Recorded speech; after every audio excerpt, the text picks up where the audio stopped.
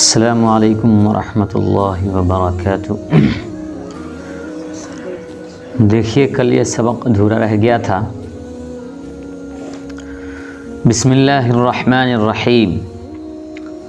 تنبیہ، تنبیہ کے معنی متنبہ کرنا، کسی کو کسی چیز سے روکنے کے لیے یا کرنے کے لیے آواز دینا، متنبہ کرنا، یعنی کسی کو کسی چیز کے سے روکنا، منع کرنا، اسی کو تنبیہ کہا جاتا ہے۔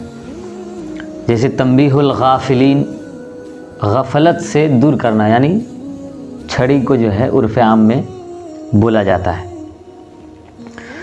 تو وہی تنبیہ ہے، یعنی متنبہ کر رہا ہے کہ یہ چیز کرے یا نہ کرے۔ ہمارے زمانہ میں اس خطبہ پر ایسا التزام ہو رہا ہے کہ اگر کوئی نہ پڑھے تو وہ مورد طعن ہوتا ہے۔ کیا فرما رہے ہیں کہ ہمارے زمانے میں اس خطبہ پر ایسا التزام ہو رہا ہے، کس کے متعلق کہا جا رہا ہے؟ وداع فراق والے خطبہ کے بارے میں مورد طعن ہوتا ہے، اور اسے خطبہ کے سننے میں اہتمام بھی زیادہ کیا جاتا ہے، جو فرائض کے اہتمام سے کہیں بڑھ کر ہے، اس لیے جائز نہیں، صریحی بدعت ہے، خوب سمجھ لو۔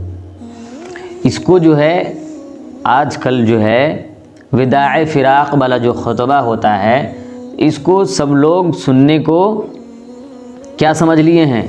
اگر لازم سمجھ لیے ہیں کہ یہی خطبہ ہونا چاہیے، رمضان کے آخر جمعہ میں یہی خطبہ ہونا چاہیے، اس کو لازم سمجھ لیے ہیں، اور اگر کسی نے نہیں پڑھا تو اس کو لان تان کے اعتبار سے سمجھتے ہیں۔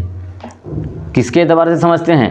لان تان کے اعتبار سے، اور اس خطبہ کو سننے میں زیادہ اہمیت بھی دیتے ہیں، اور خطبہ کے سننے کے بنسبت، تو ایسا نہیں کرنا چاہیے۔ یہ کیا ہے؟ بدعت ہے۔ یہ کیا ہے؟ بدعت ہے۔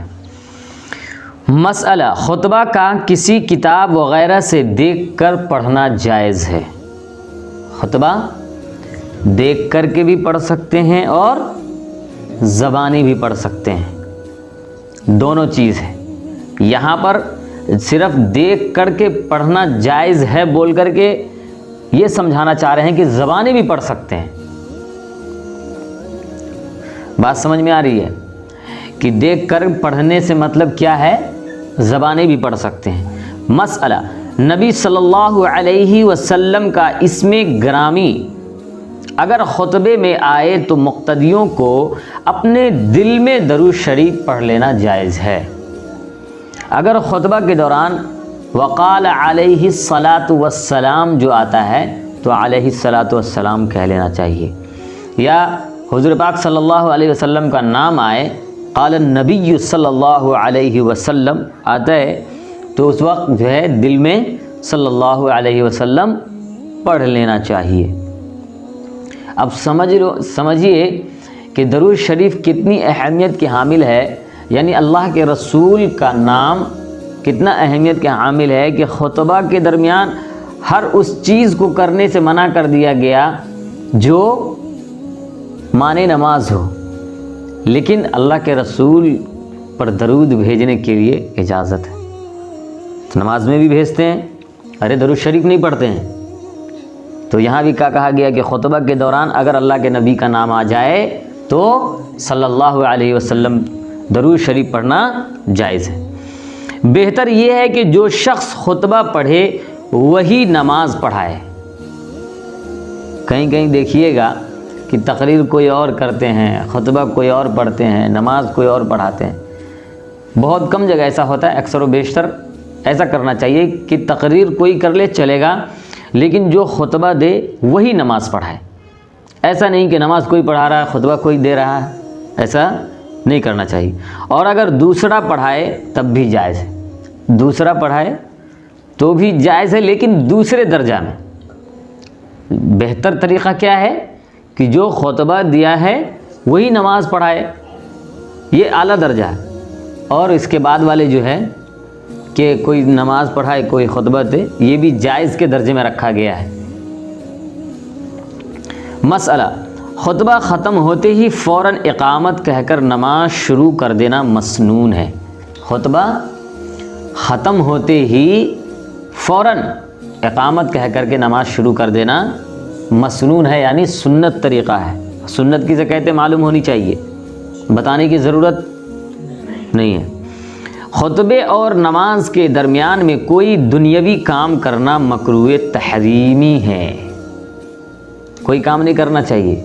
دنیاوی کام سے مراد یہ کر رہے ہیں، ادھر اس کو ہٹا رہے ہیں، وہ بچھا رہے ہیں، یہ کر رہے ہیں، وہ کر رہے ہیں، کوئی کام نہیں کرنا چاہیے۔ اس لیے کہا گیا کہ خطبہ سے پہلے سارا کام سے فارغ ہو کے خطبہ کے دوران بھی کوئی کام نہیں کرنی چاہیے۔ خطبہ ختم ہونے کے بعد فوراً نماز کے لیے صف بندھے اور فوری طور پر نماز شروع کر دے۔ دنیاوی کام کرنا، کوئی بھی کام کرنا کیا ہے؟ مکروہ تحریمی ہے۔ اس لیے صرف امام کو اجازت رہتا ہے کہ صف صفوفکم، یعنی صف درست کرنے کے لیے ایک مرتبہ کہہ دیں پھر، لیکن یہاں کیا ہوتا ہے کہ مقتدی لوگ جو ہے کوئی اپنا بڑا بن رہا ہے، سب سیدھی کرو، یہ کرو، وہ کرو، بولنا جو ہے شروع کر دیتے ہیں، بڑا بننا شروع کر دیتے ہیں۔ نہیں کرنا چاہیے، کیا ہے وہ سب کام مکروہ تحریمی ہے۔ اور درمیان میں فصل زائد ہو جائے اس کے بعد خطبے کے اعادہ کی ضرورت ہے، اور اگر زیادہ دیر ہو جائے خطبہ اور نماز کے درمیان تو پھر سے خطبہ پڑھنا پڑے گا۔ اس لیے خطبہ ہوتے ہی فوراً کیا کرنا چاہیے؟ نماز شروع کر دینی چاہیے۔ یاد رکھیے گا یہ سب۔ ہاں اگر کوئی دینی کام ہے، مثلاً کسی کو شرعی مسئلہ بتائے، یا وضو نہ رہے اور وضو کرنے جائے، یا بعد خطبے کے معلوم ہو کہ اس کو غسل کی ضرورت تھی اور غسل کرنے جائے تو کچھ کراہت نہیں، نہ خطبے کے اعادہ کی ضرورت ہے۔ یعنی اگر دینی کام میں ہے، مثلاً وضو ہے، غسل ہے، وضو نہیں رہے گا تو نماز ہوگی، تو جب نماز ہی نہیں ہوگی تو نماز پڑھ کے کیا ہوگا؟ خطبہ کے کوئی سوچے کہ خطبہ کے فوراً بعد نماز پڑھنی چاہیے، کتاب میں ہے کہ خطبہ کے فوراً بعد نماز پڑھو، اور اگر دیری ہو جائے گی تو خطبہ کو پھر سے لوٹانا پڑے گا۔ تو اس بات کو سوچ کر کے اگر کوئی کسی کے پاس وضو نہیں ہے، نماز پڑھنا شروع کر تو نماز ہی نہیں ہوگی۔ ارے بھائی نماز ہوگی نہیں ہوگی؟ تو دینی کام کے اعتبار سے وہ جا سکتا ہے، خطبہ اگر دیر بھی ہو جائے تو خطبہ لوٹائے گا نہیں، لیکن دنیاوی کام سے اگر دیر کرے تو اس کو خطبہ بھی لوٹانا پڑے گا۔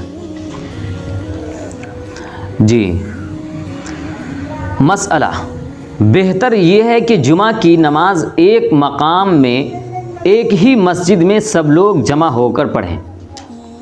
جمعہ کی نماز کو ایک ہی جگہ میں پڑھنا چاہیے، 10 جگہ بٹ کر کے نہیں، 10 جگہ بٹ کر کے نہیں، کچھ لوگ یہاں جمعہ پڑھ رہے ہیں، کچھ لوگ وہاں پڑھ رہے ہیں، 50 آدمی وہاں پڑھ رہے ہیں، 50 آدمی وہاں پڑھ رہے ہیں، 50 آدمی وہاں پڑھ رہے ہیں، ایسا نہیں کرنا چاہیے۔ سب کو ایک ہی جگہ جمع ہو کر کے نماز پڑھنا چاہیے۔